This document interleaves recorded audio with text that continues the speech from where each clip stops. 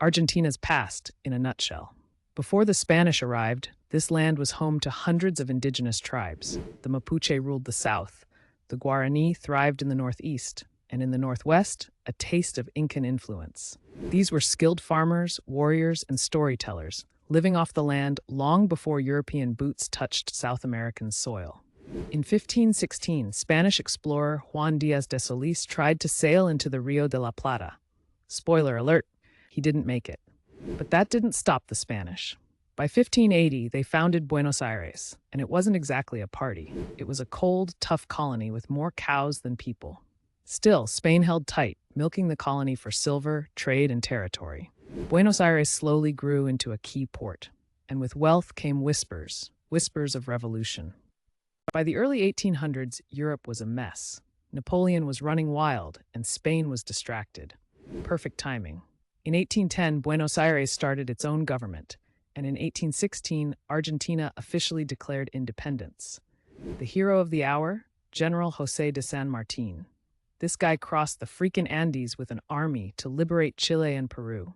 He was basically Argentina's George Washington, but with a better mustache. But freedom came with a price: chaos. Argentina spent decades fighting over how to rule itself. The Federalists wanted local power. The Unitarians wanted central control. Cue civil wars, backstabbing, and assassinations. Eventually, a man named Juan Manuel de Rosas took control.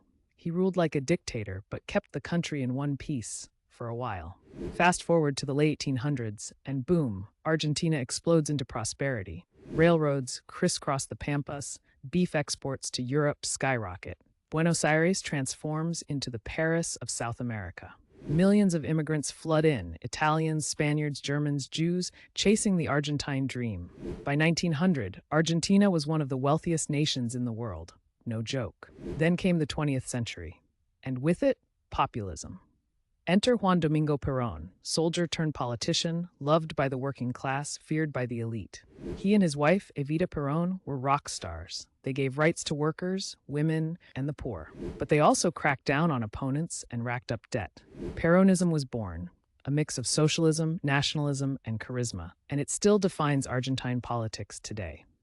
After Perón was ousted, Argentina slipped into a cycle of military coups, unstable governments, and, worst of all, a dictatorship in 1976.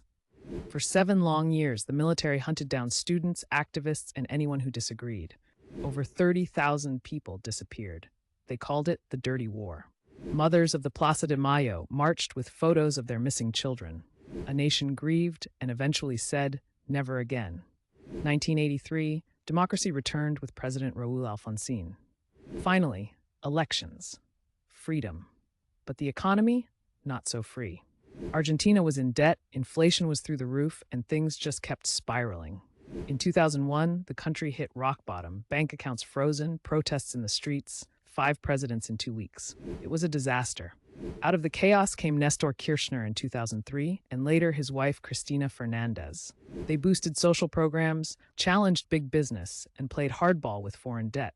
Some loved them, others called them corrupt. Either way, they were political powerhouses. Argentina stabilized somewhat and began finding its voice on the world stage again. Modern Argentina is a mix of pride and struggle. It's a country of brilliant minds and bold opinions. It's got tango, football, wine, Messi, Patagonia, and empanadas that could end wars. But it's also still battling inflation, debt, and political division. The spirit of revolution never really left.